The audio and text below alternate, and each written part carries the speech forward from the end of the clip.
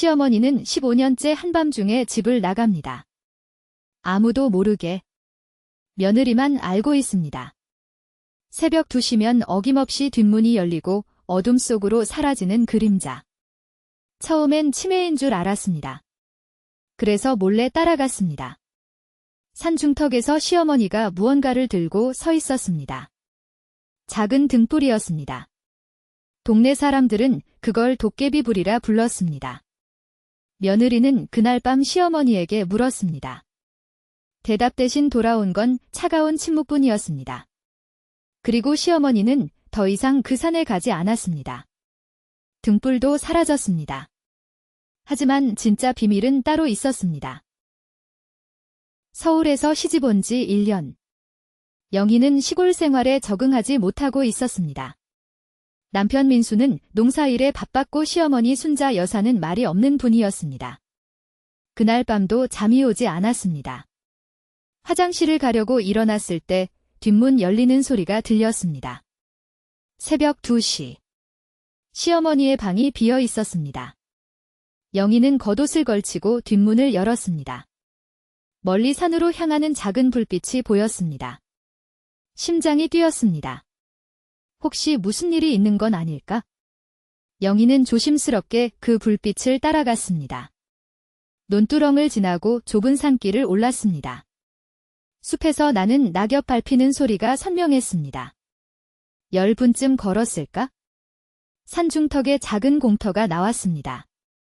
시어머니가 거기 서 있었습니다.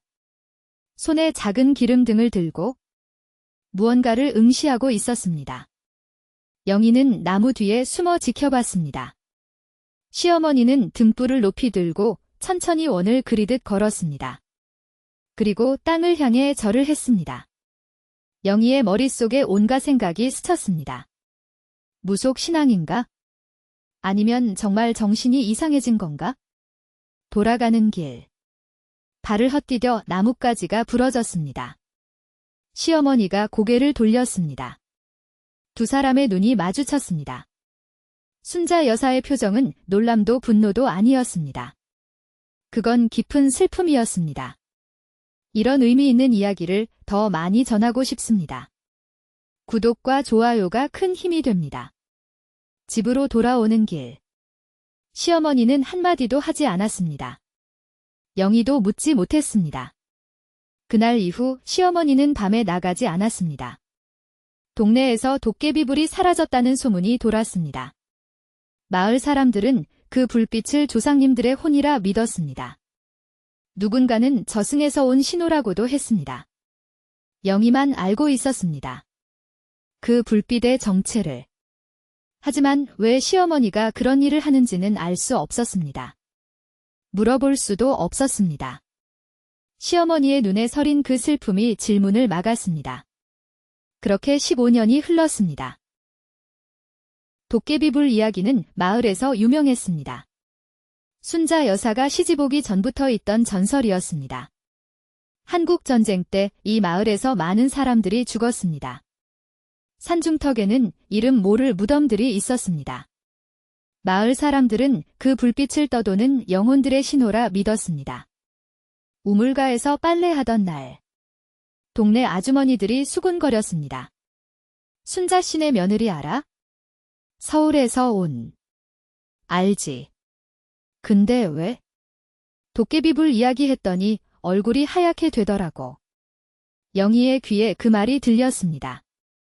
손에 든 빨래가 미끄러져 물에 빠졌습니다. 아주머니들이 킥킥거리며 흩어졌습니다. 영희는 시어머니에게 물어보고 싶었습니다. 하지만 그럴 수 없었습니다.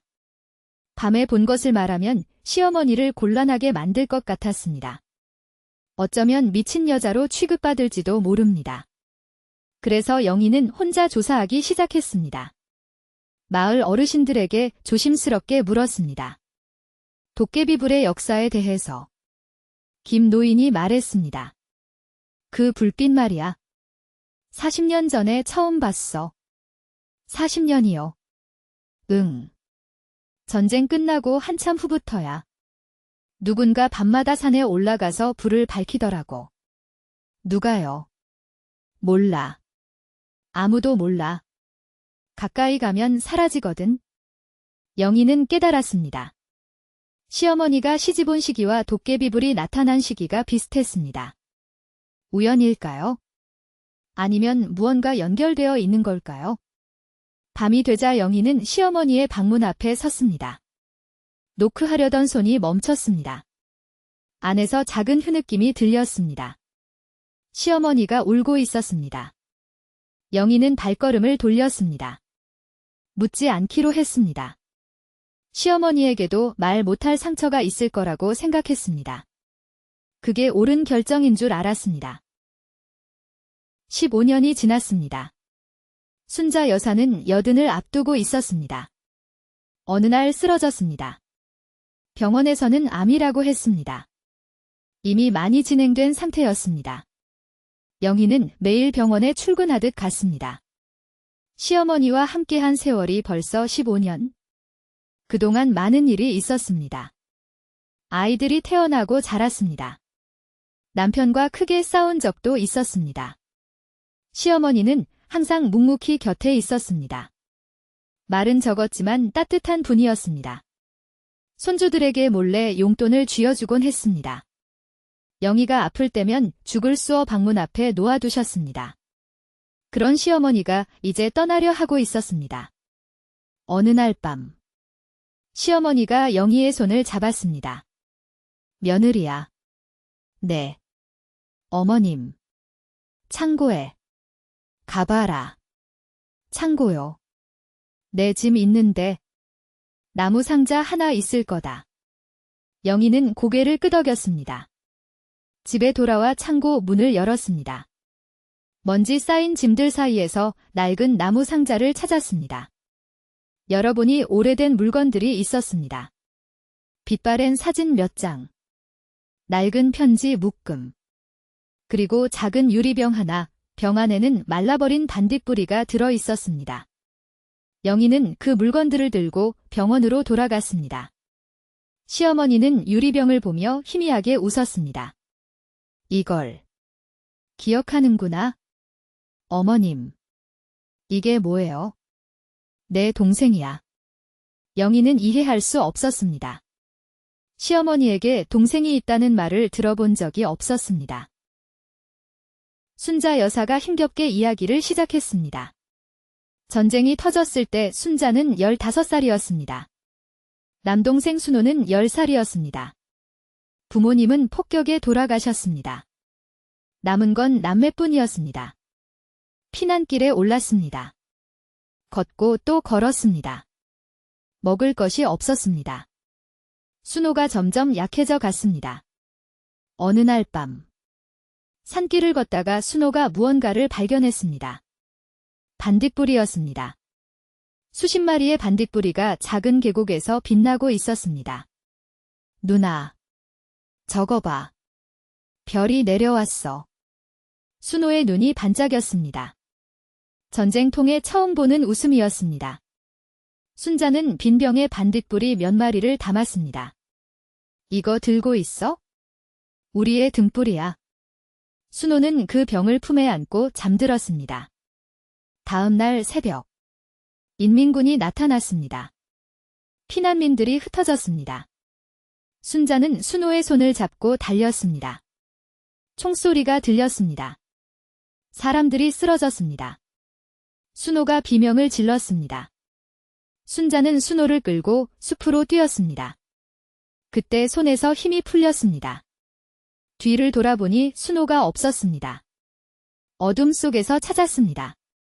순호는 나무 밑에 쓰러져 있었습니다. 배에 피가 흘렀습니다. 누나. 순호야. 순호야. 일어나. 반딧불이.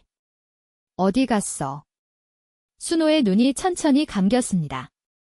순자는 밤새 동생을 안고 있었습니다. 날이 밝아오니 반딧불이도 사라졌습니다. 순자는 혼자 살아남았습니다. 전쟁이 끝난 후 이 마을에 와서 살게 됐습니다. 순호를 묻은 그 산 아래 마을이었습니다. 아무도 모르는 이름 없는 무덤. 순자는 매일 밤 그곳에 갔습니다. 등불을 들고 반딧불이 대신 등불을 밝혔습니다.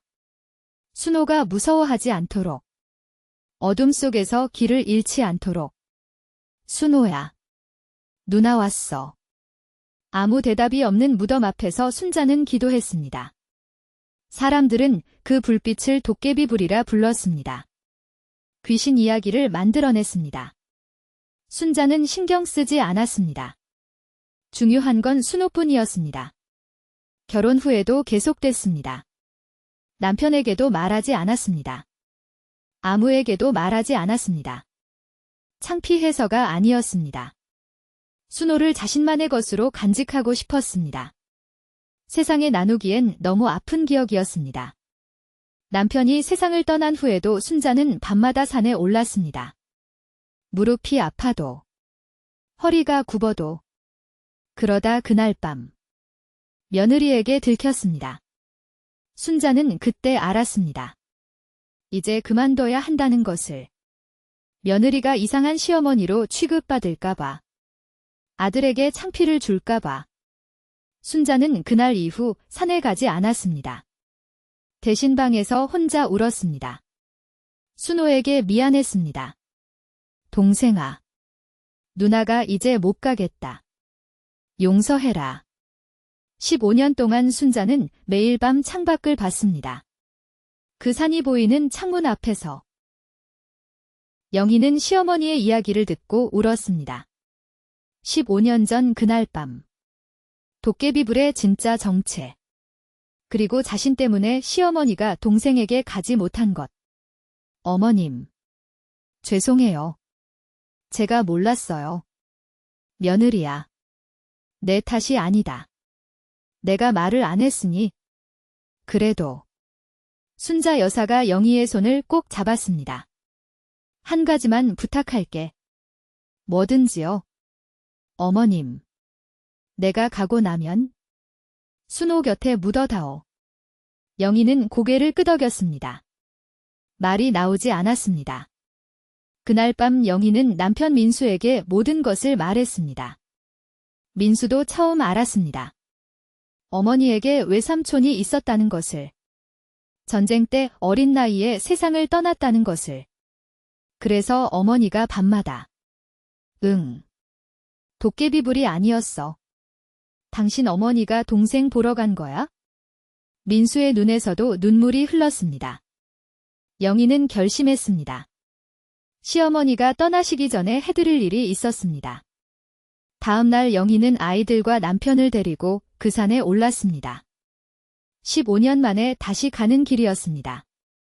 기억보다 더 가파른 산길이었습니다.